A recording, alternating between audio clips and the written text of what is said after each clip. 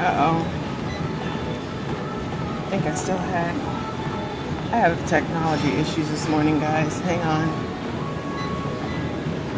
Music was pumping through my headphones, but then when I was trying to talk, I couldn't talk. Or maybe I could talk, I don't know. Hopefully y'all can hear me. I think the headphones just reconnected. We'll see how this goes. Obviously, in the gym this morning. About 2/3 of the way through my warm-up. And I was just thinking, I was listening to the radio on the way over to the gym this morning. And it's interesting because once I realized that, good morning, Matthew. Once I realized that I wanted to, or that my purpose was to become a speaker and an author, I started looking at things, reading things, listening to things differently. And so things that used to be for entertainment for me have become educational for me. Thanks, Matthew. You have a blessed day too, sweetie. And so on the way to the gym this morning, I was listening to the radio.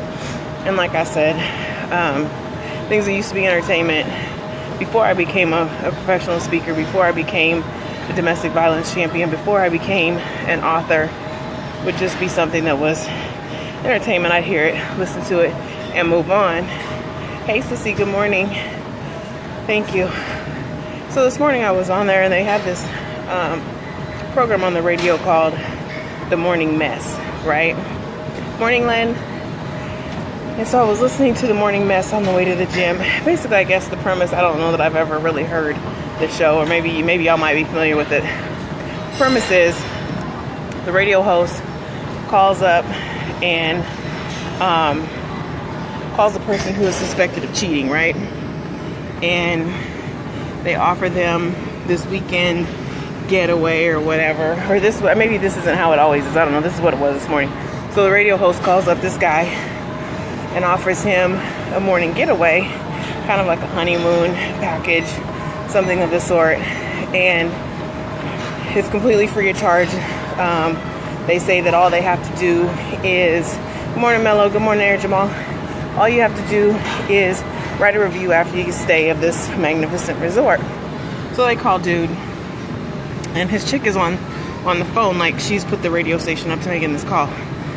So they call the guy, offer him this hotel stay. Initially, he's like, nah, I got this bomb house in Scottsdale. I'm good. I don't need a resort stay. So they go on with the spiel about how it's completely free of charge. Free will get you in trouble every time. Everything, just because it ain't got a monetary cost, it has a cost. That's a lesson that these people learn. But anyway, so they tell him that this resort weekend is free. It's a honeymoon type setup, new resort in town. They just want you to review their hotel. So long and short, he agrees. And they said, well, as part of the package, we will have like chocolates and roses waiting for your special guest. Who would you like that special guest to be? So he says, Karina. Well, you know his lady's name ain't Karina, right? So she's on the phone. She hears him say Karina. She's like, oh my God, like how could you? You're cheating on me, blah, blah, blah, blah, blah. And so dude is like, what? And they're like, yeah, bro, sorry, you're on the radio. And so what, you're cheating on your girl? And she's like, how could you do this to the mother of your child? And I'm pregnant with your baby, and blah, blah, blah, blah, blah. Well, apparently, more to the story, radio station then, so he's like, oh my God, are you serious? Like, are you kidding me right now? I'm on the radio. What is this? She's crying. Radio station says, but I can't remember her name. Let's say Julie.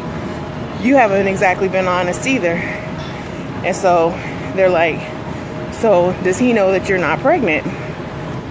I said, what? I said, this is about to get good, right? There's always a message in the mess. So he's like, wait, what do you mean you're not pregnant? And he's like, how long have you known this? When was the last time you went to the doctor? And when did you find out that you're not pregnant?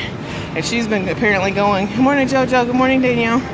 She's apparently been going on and on and on for I don't know how long about how she's the mother of his child and how he needs to be treating her a certain kind of way. Woo, woo, woo, woo, woo, right?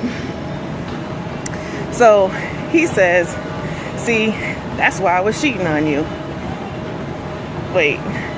First of all, that's not why you were cheating on me. So the radio station was like, well, so you're saying you're only cheating on her because she's pregnant with your child? Anyway, like I said, she wasn't pregnant. He was cheating. They both were lying. And she's just like, oh, how could you? How could you do this to me? I've done this and I've done that and I've done this for you and I've done that for you and I've been here for you and I've this and I've that. Okay. Now, to my point, if you're going to cheat, you're going to cheat. If she's going to cheat, she's going to cheat. If she's going to lie, she's going to lie. It is not your job to convince anyone that you're awesome. Your job is to be awesome. That's it. You don't have to prove it to anyone. And so to think, and I used to be guilty of this myself. I used to think that I was in a relationship with a huge narcissist for 3 years. It was horrible. Every ounce of self-esteem, every ounce of self-worth I had,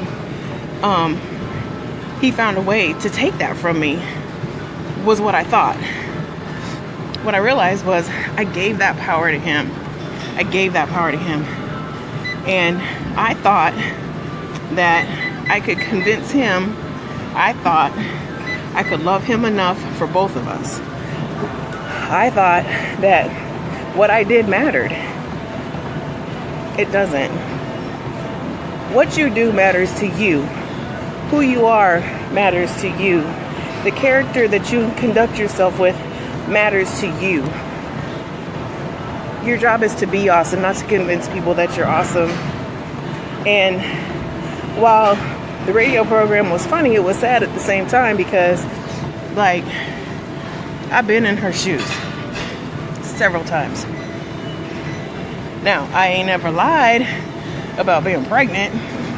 That's just dumb. Like, the longest you're going to get away with that is a couple of months anyway. So, on your part, old girl, if the pregnancy was what you were using to try and keep the man, and you're not pregnant, first of all, you can't keep him if you were pregnant. You're going to have a baby for the next lifetime, but it doesn't necessarily mean you're going to have that man.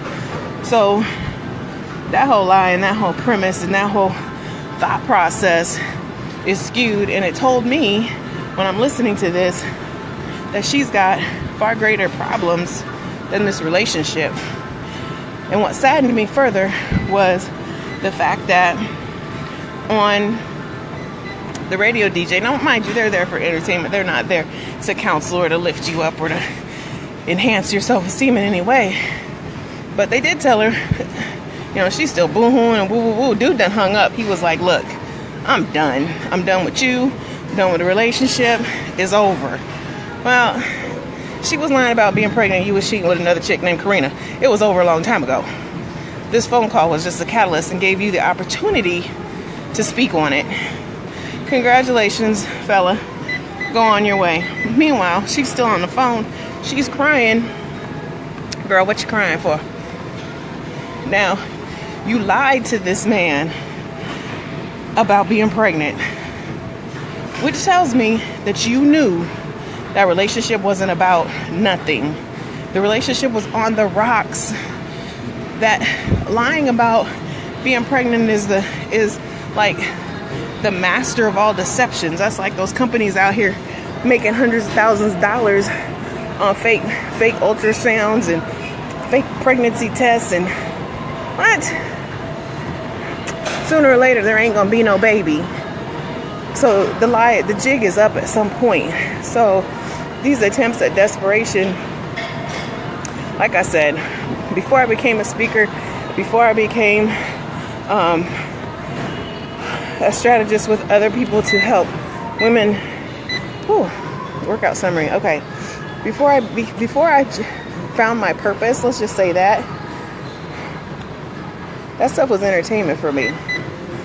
And I don't know if it's a good thing or if it's a bad thing, because now I don't find entertainment in it.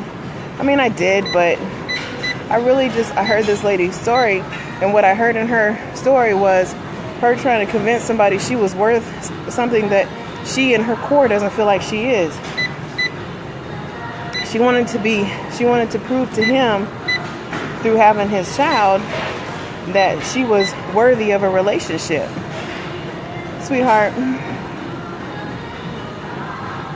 you're worthy of a happy relationship. You're worthy of a healthy relationship. Don't go out of your way to try and prove that you're worth a relationship that ain't worth a penny. And that's real. That's really real. And I've been there. Like I said, no self-esteem, low self-esteem, wanting to be invisible, wishing I could be something that I wasn't, when all along I was good enough. I was more than good enough. And, you know, I hear this so many times in stories as I'm talking with women, as they're sharing their stories with me. And, you know, I'm a member of this group. I joined it the other day just kind of as a research type of thing, but it's a group for people who are in relationships with narcissists. And when I tell y'all, I don't know if I can even stay in the group. Like, I really don't know. Like, I joined it for research and to figure out, kind of to understand people's mindsets, right? There's too much negativity. But then I also realized that that's why I do what I do. Because you have people that are so broken and searching for that outlet. They're searching for someone to understand. They're searching for someone to validate them. External validation will never heal you. External validation only lasts as long as the audience does.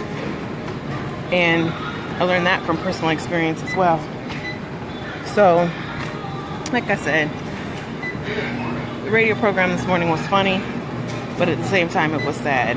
And I just wanted to jump on and tell you all that it's not your job to prove to anyone that you're awesome. Your job is just to be awesome. Your job is to be authentic. Your job is to be who you are. Your job is to figure out who you are. Your job is to figure out what your awesome is to figure out what you bring to the table. Your job's not to prepare a feast for anyone. It's not. And this reminded me that there are women out there like this, and that's why I do what I do, so that they can learn the lessons that I had to learn from personal experience without taking the class.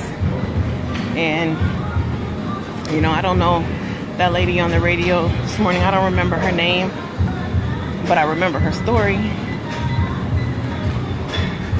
I remember her story, but her story is not unlike many others. So, as you go out into the world today, thank you, JoJo. As you go out into the world today, don't try to prove anything to anyone. Just be you. However they interact with you is on them. It's a reflection of their character. It's a reflection of who they are. It has nothing to do with you. How you behave can't change anyone. Who you are doesn't change anyone. People don't change unless they want to change. They're certainly not going to change because you do this or you do that, or you didn't do this or you didn't do that. That man said, I cheated on you because you're needy and you're clingy and you're weak and blah, blah, blah, blah, blah. That's not true. He cheated because he wanted to. And she thought that saying that she was pregnant was going to be enough to hold together a relationship. And then to further exacerbate a bad situation, you decide to go on the radio program and air your dirty laundry. It's not your job. If she got to the point, when she got to the point that she felt so desperate to hold on to this relationship, that she decided that lying about being pregnant was better than the truth, that's it's when you walk away. It's when you walk away. It's over. It's over. There's not recovery in that. So go out in the world today. Be awesome. Don't worry about if anybody recognizes it. Just know that you are. And I am going to go hit some heavy cardio now that the warm-up is actually over times 2. So in the meantime and in between time, guys, thanks for living life on Mars. I'm out. Have a great day.